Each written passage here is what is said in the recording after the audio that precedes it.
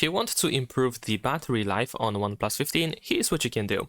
So first of all, we're gonna go to settings and we're gonna proceed. We're gonna start actually with battery settings. In here we can do a couple of different things in order to improve the battery life. And I'm gonna start with the power saving mode, which is, I guess, something that is quite obvious.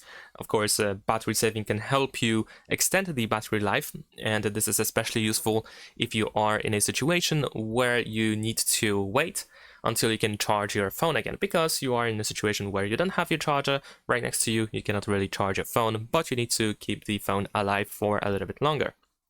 This is when we can use the power saving mode over here. And of course, we also have the super power saving mode, which allows you to get even more time by limiting your phone to, well, to bare minimum, to be honest. Like, we get rid of wallpapers, widgets, apps, and so on and so forth. Most of the stuff that we have on our phone is disabled just to keep our phone alive, which can be quite useful, of course. And you should not really use these features all the time. Like, you should not enable the power saving mode and leave it like that, because of course that ruins the purpose really of the power saving mode. It is just useful, especially useful, of course, just in certain circumstances where you have to get and keep the phone alive until the next charge. But besides that, we can go to power saving settings, where we can find a bunch of different options that can be quite useful as well. So for example, if you wish to have the automatic power saving mode, then you can turn it on over here, and you can choose at what percentage the power saving mode will be automatically enabled. So let's say we can set it to something like 20%, and then we also have the automatically exit power saving mode option, which allows the phone to automatically turn off the power saving mode at 50%. So when you start charging and the battery reaches 50%, then of course the power saving mode will be deactivated. We also have some couple of different things like the sleep standby optimization, the video battery saver, which we can enable over here, and also the automatic dark mode, which can be quite useful because some of the visual changes that we can do on our phone can also be quite useful for the battery to extend the battery life, but I'm gonna actually mention it a little bit further in the video. Besides the power saving mode, of course, we can also go to battery health, and in here we can find smart charging and custom charging limit.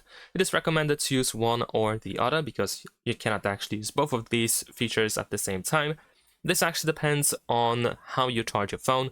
If you have a charging pattern, if you have like certain habits, regardless when you actually charge your phone and how long you charge your phone, then the smart charging option might be the choice for you.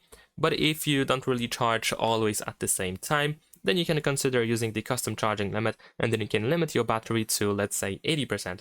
Ideally, you want to use 80% to slow down the battery aging process, and the reason is because batteries are built in a way that the 80% is like the perfect percentage when we are talking about charging the battery.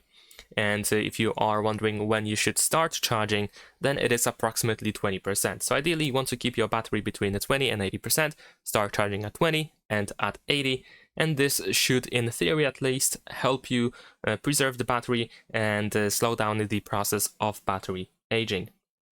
Of course, I can understand that this can be quite annoying to use because 80% is of course not 100%, so you are missing on those 20% additional battery that can be quite useful at times, of course. So if you feel like you don't really want to use these features, of course you don't have to, but since we are talking about improving the battery life, I have to mention these things, just like anything else that I of course mentioned in this video. Besides that, we can also go to charging settings, and if you believe that, for example, fast charging can be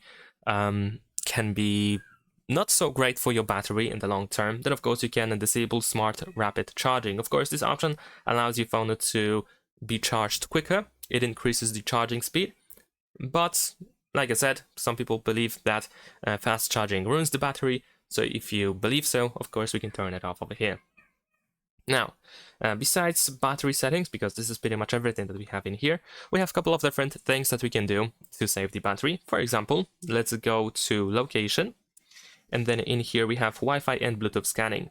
And these features can be actually disabled because most of the time we don't really use them, and they can be actually quite quite heavy for the battery. Maybe not as much as some other stuff, of course, like for example gaming, but if we add things up, then these changes matter.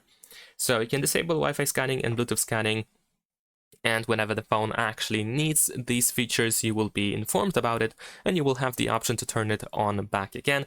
And then of course, once you are done with whatever you are doing, if you don't need Wi-Fi and Bluetooth scanning again, you can turn it back off. And now we're gonna go to the display and brightness, and here we have those visual things that I mentioned before. For example, the dark mode can actually save the battery as well. Using the dark mode seems to be better for the battery.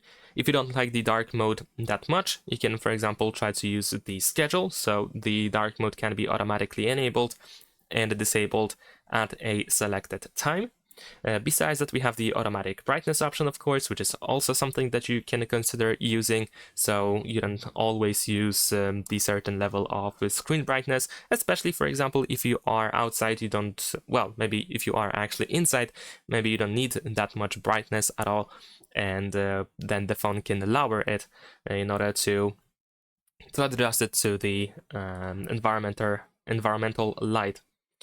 And then what we're gonna do next is actually not the display size, these over here, the image sharpener and video color boost. While of course these features will definitely improve the image of videos that you are watching on your phone, they also increase the battery usage as well. So you can consider turning them off. The screen off time or the timeout time also should not be too high.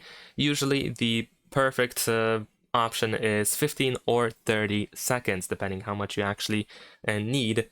In my case, I use 2 minutes just for the sake of YouTube videos, of course, in order to not turn off the screen automatically. But of course, this is the time of inactivity after which the display puts itself to sleep, and usually 30 seconds is the maximum that you realistically need to use. There is also screen attention, but it is not really recommended to use it as well if we are talking about battery draining and aging, and if we are talking about improving the battery life. There is also, of course, screen resolution. And as you can read over here, if you stick with the standard lower resolution, you can actually get longer battery life than if you use the higher resolution, of course. Now the cost is quite obvious, you get a less sharper image, but you get longer battery life. And the same can be said about the refresh rate. Of course, yes, I understand. You definitely don't want to give up on 165 Hz or actually anything that we have above 60 Hz really, because it just makes our phone run smoother. The visual experience is much better compared to 60 Hz. It is definitely noticeable, so you probably don't want to give up on that. However, just like I said before, I just have to mention these things because, well, they do actually improve the battery life. So in theory, of course, you can reduce the hertz to 60 in order to conserve the battery. And let's go back.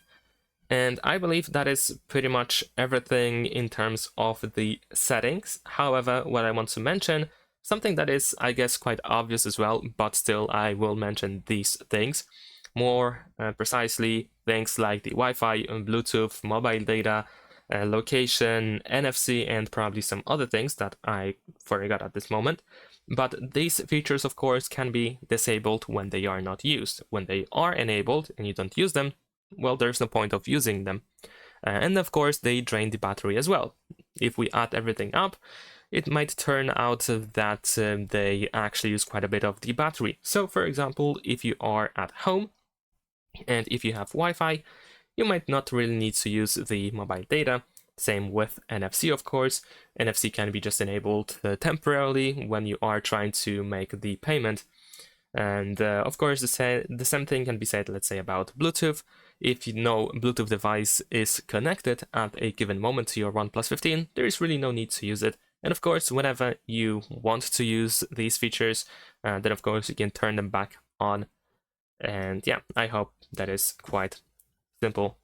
So I believe that's pretty much it. If there is anything that I didn't mention in this video that you think is quite helpful as well, then of course you can you know, comment it below so that everyone can actually use these tips as well.